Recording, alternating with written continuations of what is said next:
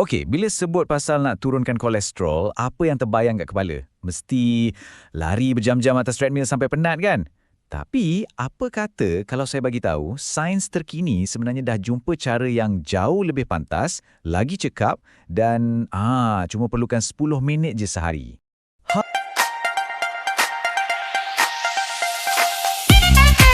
Okey, bila sebut pasal nak turunkan kolesterol, apa yang terbayang kat kepala? Mesti lari berjam-jam atas treadmill sampai penat kan? Tapi, apa kata kalau saya bagi tahu, sains terkini sebenarnya dah jumpa cara yang jauh lebih pantas, lagi cekap dan cuma perlukan 10 minit je sehari. Kita semua kenal sangat dah dengan gambaran lama ni. Letih, bosan kat gym. Tapi, realiti baru yang kita nak bincangkan hari ini, jauh berbeza. Dia lebih singkat, penuh tenaga dan yang paling best, boleh buat kat mana-mana je. Jadi inilah masanya untuk kita pecahkan mitos ni. Ramai sangat yang percaya senaman tu mesti lama, mesti berpeluh sakan, mesti seksa. Tapi hakikatnya, sains dah buktikan sebaliknya. Kuncinya, bukan berapa lama kita buat, tapi kita buat setiap hari. Konsistensi tu yang penting. Saya tahu. Mesti anda fikir, biar betul. 10 minit je. Bunyi macam terlalu bagus untuk jadi kenyataan kan? Macam ada udang di sebalik batu. Tapi, percayalah, ini bukan sembang kosong. Jadi, jom kita selami sains di sebaliknya. Bukti yang menyokong janji 10 minit ni, dia bukan biasa-biasa tau. Dan saya jamin, ia akan ubah terus cara anda pandang senaman lepas ni. Nah, bukti paling kuat datang dari satu kajian mega oleh Universiti Stanford. Bayangkan, diorang ikut lebih 3,000 orang dewasa selama 12 minggu. Jadi kita bukan cakap pasal data sikit-sikit ni. Ini data yang sangat kukuh. Dan inilah hasil pertama yang memang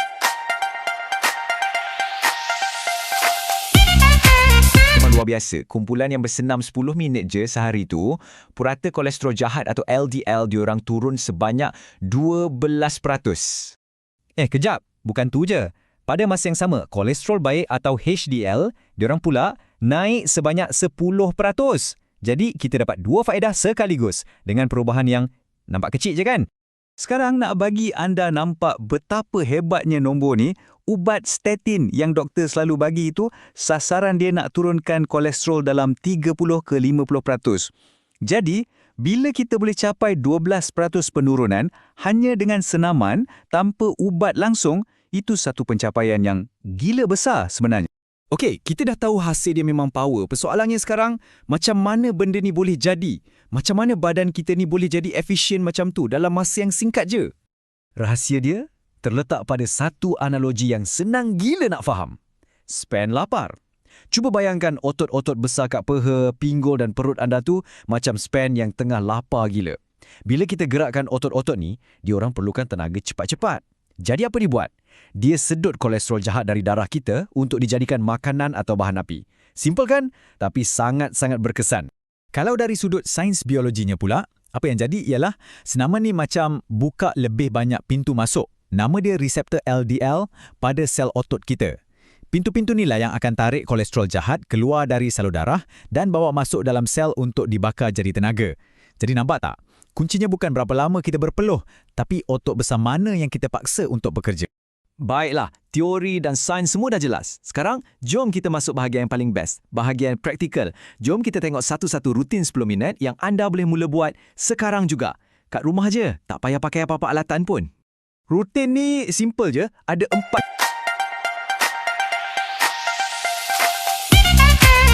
fasa. Setiap fasa ni ada peranan dia sendiri tau. Dari sediakan badan, bakar kolesterol, sampailah ke proses sejukkan badan dengan selamat. Okey, fasa 1 dan 2 ni untuk panaskan enjin badan kita. Kita mula dengan warm up 2 minit, buat regangan sikit-sikit untuk elak cedera. Lepas tu kita terus masuk 3 minit kardio ringan, macam lompat bintang ke, untuk naikkan sikit kadar dekupan jantung kita tu. Sekarang kita masuk bahagian paling penting, jantung rutin ni. Fasa aktivasi otot. 3 minit ni lah masanya untuk span lapar kita tu bekerja keras. Kita buat pergerakan macam squat, plank, benda-benda yang target otot besar. Lepas dah penat tu, jangan skip fasa terakhir. Sejukkan badan 2 minit untuk pulih elok-elok. Dan tolong ingat nasihat paling penting ni. Kualiti lagi penting dari kuantiti. Serius, lebih baik buat 5 kali squat yang perfect, betul form dia, daripada buat 15 kali tapi cacar marbak sampai sakit lutut. Jaga badan kita, okey? Okey, anda dah ada pelan senaman. Sekarang, macam mana kita nak level up lagi? Nak pastikan setiap minit tu betul-betul bagi kesan maksimum. Jom saya kongsikan sikit tips pro. Tips pertama ni mungkin akan buat anda terkejut sikit. Tahu tak waktu bila paling bagus nak bersenam? Menurut kajian dari Universiti Tokyo, waktu terbaik ialah sejurus lepas makan tengah hari. Kenapa pula?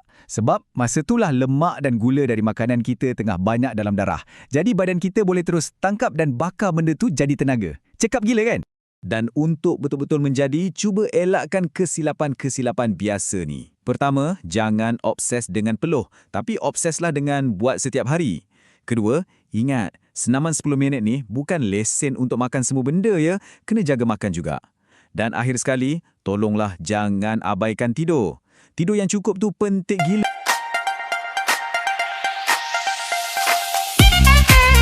untuk badan kita pulih. Jadi, mesej utamanya sebenarnya sangat jelas. Ini semua tentang buang halangan dalam kepala kita pasal senaman. Kita tak perlukan pun sejam kat gym. Kita cuma perlukan 10 minit. Dekat ruang tamu rumah kita je. Kalau rasa macam, alamak, 10 minit tu pun beratnya nak mula, jangan risau. Tak apa, mulakan dengan 5 minit. Serius, saya tak main-main. 5 minit pun dah cukup bagus untuk permulaan. Yang paling penting ialah kita mula. Bina tabiat tu dulu sikit-sikit.